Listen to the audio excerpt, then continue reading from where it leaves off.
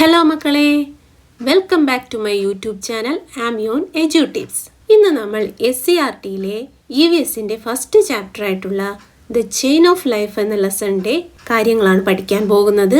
അതിനു മുമ്പായി മറ്റ് ക്ലാസ്സസിലെ വീഡിയോസ് വേണമെന്നുള്ളവർ കമൻറ്റ് ചെയ്യുക. അതുപോലെ തന്നെ ഓൺലൈൻ ക്ലാസ്സസും അവൈലബിൾ ആണ്, അതും വേണമെന്നുള്ളവർ കമൻറ്റ് ചെയ്യുക. ഓക്കെ, അപ്പോൾ നമുക്ക് സ്റ്റാർട്ട് ചെയ്യാം. നോക്കിക്കേ, ഇവിടെ നമ്മളൊരു പിക്ചർ കാണുന്നുണ്ട് അല്ലേ? എന്തൊക്കെയാണ് നമ്മൾ ആ പിക്ചറിൽ കാണുന്നത്? നമ്മളൊരു ബേർഡിനെ കാണുന്നുണ്ട്, അതുപോലെ ഒരു പോണ്ട് കാണുന്നുണ്ട്, അവിടെ ഒരു ഫിഷ് ഉണ്ട്, കുറച്ച് ഫ്ലവേഴ്സ് ഉണ്ട്, ട്രീ ഉണ്ട്. ഇതൊക്കെ നമ്മൾ ഈ പിക്ചറിൽ കാണുന്നുണ്ട്. അപ്പോൾ നമുക്ക് വായിക്കാം. Observe the picture. Which bird is seen in the picture? നമ്മൾ ഈ പിക്ചറിൽ ഏത് ബേർഡിനെയാണ് കണ്ടത്? നമ്മൾ കിങ് ഫിഷറിനെ അല്ലേ കണ്ടത്? അപ്പോൾ നമുക്ക് അവിടെ അത് എഴുതാം. ഓക്കെ, അപ്പോൾ നമ്മൾ കിങ് ഫിഷറിനെയാണ് ആ പിക്ചറിൽ കണ്ടത്. നെക്സ്റ്റ് ക്വസ്റ്റ്യൻ നോക്കാം. What is it's main food? നമ്മുടെ കിങ് ഫിഷർ സാധാരണ എന്താണ് കഴിക്കാറുള്ളത്? നമുക്കറിയാം, സ്മോൾ ഫിഷസിനെയൊക്കെയാണ് നമ്മളെ കിങ് ഫിഷർ കഴിക്കാറുള്ളതല്ലേ? അപ്പം നമുക്കതിന് ഉത്തരം എഴുതാം. ഓക്കെ, അപ്പം നമ്മുടെ കിങ് ഫിഷർ കഴിക്കാറുള്ളത് സ്മോൾ ഫിഷസിനെയാണ്. Where is this bird usually seen? സാധാരണ നമ്മുടെ ഈ കിങ് ഫിഷർ എവിടെയാണ് കാണപ്പെടുന്നത്? നമുക്കറിയാം, കൂടുതലും ജലാശയങ്ങൾക്കരികിലായിട്ടാണ് നമ്മുടെ കിങ് ഫിഷർ കാണുന്നത്. അപ്പോൾ അതിന് നമുക്ക് ഉത്തരം എഴുതാം. ഓക്കെ, അപ്പം നമ്മുടെ കിങ് ഫിഷർ കൂടുതലായും വാട്ടർ റിസോഴ്സസിന് അരികിലായിട്ടാണ് കാണുന്നത്. What could be the reason for that? എന്തുകൊണ്ടാണ് ഇവ വാട്ടർ റിസോഴ്സസിന് അരികിലായിട്ട് എപ്പോഴും കാണുന്നത്?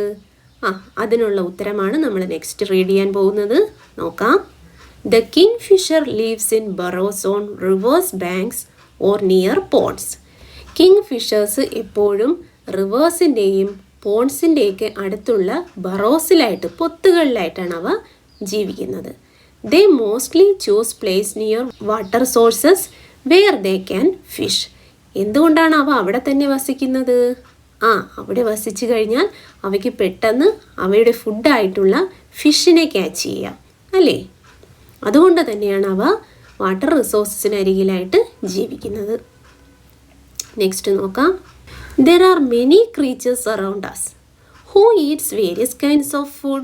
നമ്മുടെ ചുറ്റുപാടുമായിട്ട് നമുക്ക് ഒരുപാട് ക്രീച്ചേഴ്സിന്, ഒരുപാട് ജീവജാലങ്ങളെ കാണാം. ഇനി ഇവയെല്ലാം തന്നെ ഒരേ തരത്തിലുള്ള ഭക്ഷണമാണോ കഴിക്കുന്നത്? അല്ല, അവയെല്ലാം തന്നെ ഡിഫറെൻ്റ് ടൈപ്സ് ഓഫ് ഫുഡാണ് കഴിക്കുന്നത്. What are the different types of food that they eat? എന്തൊക്കെ തരത്തിലുള്ള ഭക്ഷണങ്ങൾ അവ കഴിക്കാറുണ്ട്? നമുക്കറിയാം, പ്ലാന്റ്സ് കഴിക്കുന്നവയുണ്ട്, അതുപോലെ തന്നെ മറ്റ് മൃഗങ്ങളുടെ മീറ്റ് കഴിക്കുന്നവയുണ്ട്. അതുപോലെ തന്നെ പ്ലാന്റ്സും അതുപോലെ തന്നെ മീറ്റ്സും ഒരുപോലെ കഴിക്കുന്നവരുണ്ട്. ഇവയൊക്കെ നമ്മുടെ ചുറ്റുപാടുമായിട്ട് നമുക്ക് കാണാറുണ്ട്. അപ്പോൾ നമുക്ക് അതിൻ്റെ കുറച്ച് പിക്ചേഴ്സ് നോക്കാം. പ്ലാന്റ്സ് കഴിക്കുന്ന കുറച്ച് ജീവജാലങ്ങളുടെ പിക്ചേഴ്സ് നമുക്ക് നോക്കാം. നോക്കിയേ, ഇവയെല്ലാം തന്നെ പ്ലാന്റ്സ് കഴിക്കുന്ന ജീവികളാണ്. ഓക്കെ, ഇനി നമുക്ക് മീറ്റ് കഴിക്കുന്ന കുറച്ച് ജീവജാലങ്ങളെ നോക്കാം. ഇവയെല്ലാം തന്നെ മറ്റ് മൃഗങ്ങളുടെ ഇറച്ചി ഭക്ഷിക്കുന്ന ജീവികളാണ്. What is the main food of goat? കണ്ടാ, നമുക്ക് ഇവിടെ ഒരു പിക്ചർ തന്നിട്ടുണ്ട്, അതൊരു ഗോട്ടിൻ്റെ പിക്ചറാണ്. അപ്പോൾ നമ്മുടെ ക്വസ്റ്റ്യൻ എന്താണ്? ഗോട്ട് എന്താണ് കഴിക്കുന്നത് എന്നാണ് നമ്മോട് ചോദിച്ചിരിക്കുന്നത്. എന്താണ് ഗോട്ട്, എന്തൊക്കെയാണ് കഴിക്കുന്നത്? നമ്മുടെ വീടുകളിലൊക്കെ ഉള്ളതാണല്ലേ ഗോട്ട്. എന്താണ് കഴിക്കുന്നത്? ഗ്രാസ് കഴിക്കാറുണ്ട്, അതുപോലെ തന്നെ ലീവ്സ് കഴിക്കാറുണ്ട്, ചെറിയ ചെറിയ ഗ്രെയിൻസ് അല്ലേ, ധാന്യങ്ങളൊക്കെ കഴിക്കാറുണ്ട്. അപ്പോൾ അതിന് ഉത്തരം നമുക്ക് എഴുതാം. അപ്പോൾ നമ്മൾ ഗോട്ട് കഴിക്കുന്ന ഭക്ഷണങ്ങൾ കണ്ടു. ലീവ്സ്, ഗ്രാസ്, ഗ്രെയിൻസ്, ഇവയൊക്കെയാണ് ഗോട്ട് കഴിക്കുന്നത്. ഇനി which other creatures feeds on parts of the plant? ഇനി മറ്റേതെല്ലാം ആനിമൽസ് അല്ലെങ്കിൽ ക്രീച്ചേഴ്സ് പ്ലാന്റ്സിനെ കഴിക്കുന്നവയുണ്ട്? നമ്മൾ നേരത്തെ പിക്ചർ കണ്ടായിരുന്നു അല്ലേ? ഏതൊക്കെയുണ്ട്? ഇവിടെ രണ്ടെണ്ണത്തിൻ്റെ പേര് നമുക്ക് തന്നിട്ടുണ്ട്. ഒന്ന് ഡീറാണ്, മറ്റൊന്ന് റാബിറ്റാണ്. കുറച്ച് നെയിംസ് നമുക്ക് എഴുതാം. ഓക്കെ, അപ്പം നമ്മൾ പ്ലാന്റ്സ് കഴിക്കുന്ന മറ്റ് മൃഗങ്ങളെ കണ്ടു. കൗ, എലിഫാൻറ്റ്, ഡീർ, റാബിറ്റ്, ഇവയൊക്കെ തന്നെ പ്ലാന്റ്സ് മാത്രം കഴിക്കുന്ന ജീവികളാണ്. ഓക്കെ, ഇനി നമുക്ക് നെക്സ്റ്റ് റീഡ് ചെയ്യാം. നോക്കിക്കേ, food and habitat. Observe the picture. നമുക്കിവിടെ ഒരു പടം കാണാം. ആ പടത്തിൽ എന്തൊക്കെയാണ് നമ്മൾ കാണുന്നത്? നമ്മൾ ഡ്രാഗൺ ഫ്ലൈ കാണുന്നുണ്ട്. ഡ്രാഗൺ ഫ്ലൈ എന്താ? തുമ്പി. പിന്നെ നമ്മൾ ക്രോയെ കാണുന്നുണ്ട്. പിന്നെ ക്രെയിൻ എന്ന് പറഞ്ഞാൽ കൊക്ക്. പിന്നെ സ്മോൾ ഫ്രോഗിനെ കാണുന്നുണ്ട്, സ്നേക്കിനെ കാണുന്നുണ്ട്, സ്നെയിൽ, ക്രാബ്, ഗ്രാസ് ഹോപ്പർ എന്നിവയൊക്കെ നമ്മൾ ഈ പിക്ചറിൽ കാണുന്നുണ്ട്. അപ്പോൾ നമുക്ക് നെക്സ്റ്റ് വായിക്കാം. Write down the creatures seen in the picture. ഈ പിക്ചറിൽ നമ്മൾ എന്തൊക്കെ ജീവജാലങ്ങളെയാണ് കണ്ടതെന്നാണ് എഴുതാനുള്ളത്. അപ്പൊ നമ്മൾ കണ്ട ക്രീച്ചേഴ്സിന്റെ പേര് പറഞ്ഞു കഴിഞ്ഞു. Which of these creatures feeds on plant? ഇനി ഇതിൽ പ്ലാന്റ്സിനെ കഴിക്കുന്ന ഏതൊക്കെ ക്രീച്ചേഴ്സിനെയാണ് നമുക്ക് കാണാൻ കഴിയുന്നത്? അപ്പൊ നമുക്ക് അവയുടെ പേര് എഴുതാം. ഒരെണ്ണം തന്നിട്ടുണ്ട്, സ്മോൾ ഫിഷസ്. ഇനി നമുക്ക് കുറച്ച് ക്രീച്ചേഴ്സിനെ എഴുതാം. അപ്പോൾ പ്ലാന്റ്സിനെ മാത്രം കഴിക്കുന്ന ജീവജാലങ്ങളായിട്ട് നമുക്ക് ഈ പിക്ചറിൽ കാണാൻ കഴിയുന്നത് ഗ്രാസ് ഹോപ്പർ ഉണ്ട്, വേം ഉണ്ട്, സ്മോൾ ഫിഷസ് ഉണ്ട്, ഇവയൊക്കെയാണ്. ഇനി അടുത്ത ക്വസ്റ്റ്യൻ നോക്കാം. Which creatures feeds on small fishes? ഇനി ഇവയിൽ ഏതൊക്കെയാണ് സ്മോൾ ഫിഷസിനെ ഫീഡ് ചെയ്യുന്നത്? അവ നമുക്ക് എഴുതാം. ഓക്കെ, അപ്പം നമ്മൾ സ്മോൾ ഫിഷസ് കഴിക്കുന്ന ജീവജാലങ്ങളെ കണ്ടു. ഫ്രോഗ് ഉണ്ട്, ക്രെയിൻ, ടോർട്ടോയ്സ്, ക്രോ എന്നിവയാണ്. ടോർട്ടോയ്സ് എന്ന് പറഞ്ഞാൽ ആമ, ക്രെയിൻ എന്ന് പറഞ്ഞാൽ കൊക്കാണ്. ഓക്കെ, ഇനി അടുത്ത് നോക്കാം. Every creature in the picture feeds on some other organisms. നമ്മൾ ആ പിക്ചറിൽ കണ്ടു ഏതൊരു ജീവിയും മറ്റൊരു ജീവിയെ ഭക്ഷണമാക്കിയാണ് ജീവിക്കുന്നത്. Small fishes feed on plants. Small fishes ആണെങ്കിൽ ചെറിയ ചെറിയ വാട്ടർ റിസോഴ്സിലുള്ള പ്ലാന്റ്സിനെയാണ് കഴിക്കുന്നത്. Large fishes feeds on small fishes. ഇനി ഈ സ്മോൾ ഫിഷസിനെയോ ലാർജ് ഫിഷസ് കഴിക്കുന്നു അല്ലേ? Cranes feed on fishes. അതുപോലെ തന്നെ കൊക്കും ഫിഷസിനെ കഴിക്കുന്നു. Complete the illustration by adding other creatures in the field. നോക്കിക്കേ, താഴെ നമുക്കൊരു ടേബിൾ തന്നിട്ടുണ്ട്. അവിടെ നമുക്കൊരു ഭക്ഷ്യ ശൃംഖല, ഒരു ഫുഡ് വെബാണ് കാണാൻ കഴിയുന്നത്. അവ ഒന്ന് ഫില്ല് ചെയ്യാനാണ് പറഞ്ഞിരിക്കുന്നത്.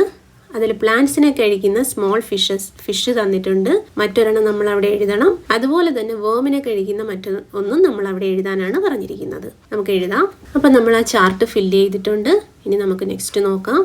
Linked together deer, rabbit and grasshopper are plant eating creatures. നമുക്കറിയാം ഡീറും റാബിറ്റും ഗ്രാസ് ഹോപ്പറൊക്കെ പ്ലാന്റ്സ് മാത്രം കഴിച്ച് ജീവിക്കുന്ന ജീവികളാണ്. Complete the food relationship by adding other creatures that feeds on them. നോക്കിക്കേ, താഴെ നമുക്കൊരു ചാർട്ട് തന്നിട്ടുണ്ട്. ആ ചാർട്ട് ഒന്ന് കംപ്ലീറ്റ് ചെയ്യാനാണ് പറഞ്ഞിരിക്കുന്നത്. അവിടെ നമുക്ക് പ്ലാന്റ്സ് ഈറ്റ് ചെയ്യുന്ന കുറച്ച് ജീവികളെ കാണാം. ഡീർ, റാബിറ്റ്, ഗ്രാസ് ഹോപ്പർ എന്നിവയാണത്. ഇനി അവയെ കഴിക്കുന്ന ജീവജാലങ്ങളെ അവിടെ എഴുതാനാണ് പറഞ്ഞിരിക്കുന്നത്. അപ്പോൾ നമുക്കത് എഴുതാം. അപ്പം നമ്മൾ ആ ചാർട്ട് ഫില്ല് ചെയ്ത് കഴിഞ്ഞു. ഡീറിനെ കഴിക്കുന്ന ലയണുണ്ട്, റാബിറ്റിനെ കഴിക്കുന്ന ടൈഗറുണ്ട്, ഗ്രാസ് ഹോപ്പറിനെ ഫീഡ് ചെയ്യുന്ന ഫ്രോഗ് ഉണ്ട്. Okay, present the completed food relationship in the class. Expand the food relationship by adding more organism and illustrate in the science diary. ഇനി ഇതുപോലെ നിങ്ങളും കുറച്ച് ഫുഡ് ചെയിൻസ് കണ്ടുപിടിക്കാനും അത് സയൻസ് ഡയറിയിലോട്ട് എൻട്രി ചെയ്യാനുമാണ് പറഞ്ഞിരിക്കുന്നത്. ഇനി നമുക്കൊരു ഡെഫിനിഷനാണ്. ഇത് വളരെ ഇമ്പോർട്ടൻ്റ് ആണ്. ഈ പാഠത്തിൽ വളരെ ഇമ്പോർട്ടൻ്റ് ആയിട്ടുള്ളൊരു പോയിൻ്റാണ്. ഇത് നിങ്ങൾ പഠിക്കണം. നോക്കാം. Living beings depends on another for food. നമുക്കറിയാവുന്ന കാര്യമാണ്.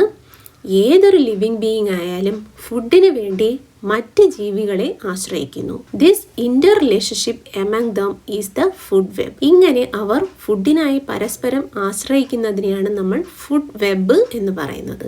ഇനി ഈ ഫുഡ് വെബ് എന്ന് പറയുന്നത് ഒരുപാട് ഫുഡ് ചെയിൻസ് ചേർന്നാണ് ഫുഡ് വെബ് ഉണ്ടാകുന്നത്. താഴെയുള്ള പിക്ചർ നോക്കിക്കേ.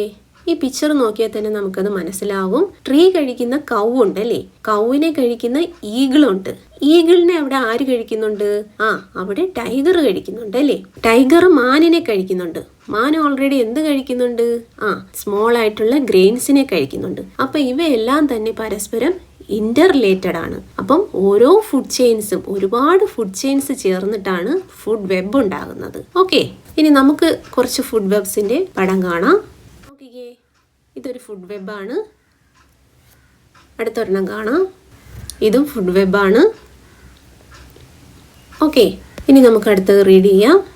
കോ existence at the sea. Have you seen the various food relationship on land? നമ്മൾ ലാൻഡിലുള്ള ഒരുപാട് ഫുഡ് റിലേഷൻഷിപ്പ് കണ്ടില്ലേ? In this way the sea is also various food relationship. ഇതുപോലെ തന്നെ നമ്മുടെ സീയിലും കടലിലും ഒരുപാട് ഫുഡ് റിലേഷൻഷിപ്പ് നമുക്ക് കാണാൻ കഴിയും. ഇവിടെ കുറച്ച് പടങ്ങൾ തന്നിട്ടുണ്ട്. ഷാർക്ക്, സാർഡിൻ എന്ന് പറഞ്ഞാൽ നമ്മൾ കഴിക്കുന്ന മത്തിയാണ്. പിന്നെ small fishes, sea turtle, planktons, ഇവയൊക്കെ നമ്മൾ ഈ പിക്ചറിൽ കാണുന്നുണ്ട്. ഇതിൽ നമുക്ക് അറിഞ്ഞുകൂടാത്തൊരു വേർഡ് നമ്മൾ കണ്ടല്ലേ, പ്ലാങ്ക്ടൺ. What is plankton? പ്ലാങ്ക്ടൻ്റെ ഡെഫിനിഷൻ നമുക്കിവിടെ തന്നിട്ടുണ്ട്, നോക്കാം. Planktons are the small plants that flow freely in the water bodies.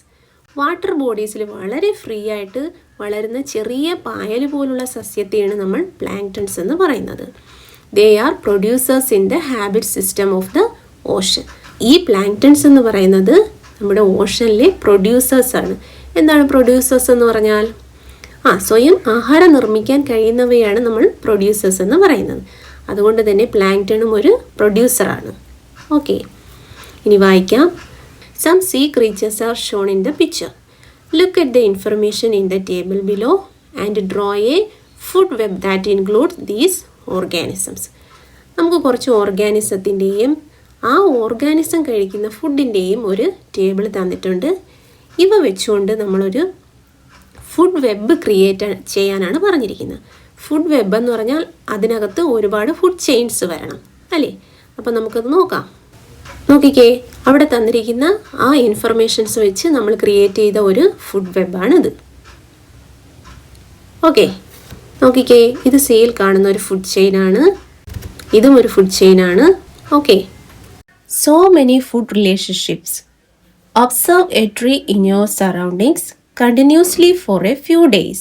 Draw a food web in your science diary that includes the organisms you observed.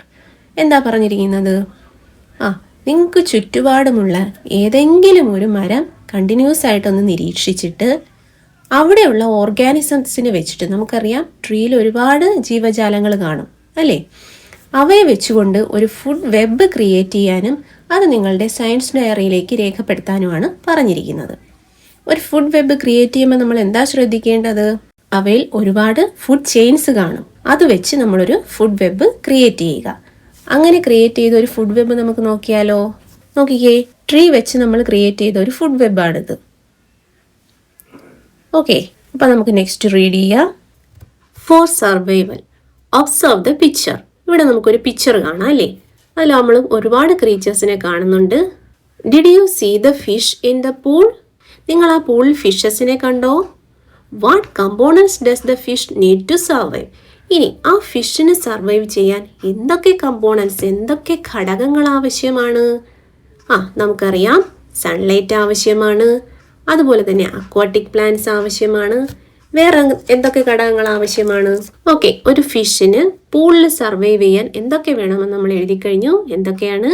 Sunlight, അതുപോലെ തന്നെ aquatic plants അല്ലേ? അവയ്ക്ക് feed ചെയ്യണമെങ്കിൽ കുഞ്ഞു കുഞ്ഞു പ്ലാന്റ്സ് ഒക്കെ വേണം, അവ ആവശ്യമാണ്.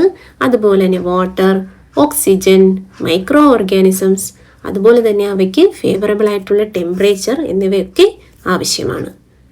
Don't you think other organisms in the pond also need these components to survive? Categorize the list of components of the pond.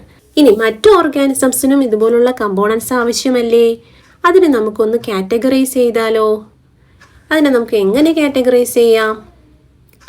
അവയെ നമുക്ക് ലിവിങ് തിങ്സ് എന്നും അതുപോലെ തന്നെ നോൺ ലിവിങ് തിങ്സ് എന്നും രണ്ടായിട്ട് തരംതിരിക്കാം. ലിവിങ് തിങ്സ് എന്ന് പറഞ്ഞാൽ ഒരു കുളത്തിൽ അല്ലെങ്കിൽ ഏതൊരു വാട്ടർ റിസോഴ്സിൽ അല്ലെങ്കിൽ ഏതൊരു ഹാബിറ്റാറ്റിലും കാണപ്പെടുന്ന ജീവനുള്ള വസ്തുക്കളെയാണ് നമ്മൾ ലിവിങ് തിങ്സ് എന്ന് പറയുന്നത്.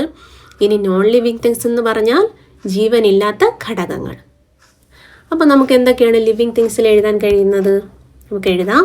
അപ്പോൾ നമ്മൾ ലിവിങ് തിങ്സിനെയും നോൺ ലിവിങ് തിങ്സിനെയും രണ്ടായിട്ട് കാറ്റഗറൈസ് എഴുതിയിട്ടുണ്ട്. അപ്പോൾ ഇതോടുകൂടി ഇന്നത്തെ നമ്മളെ ക്ലാസ് വൈൻഡപ്പ് ചെയ്യുകയാണ്. ഈ പാഠത്തിൻ്റെ ബാക്കി ഭാഗം നമുക്ക് നെക്സ്റ്റ് പാർട്ടിൽ കാണാം. Thank you.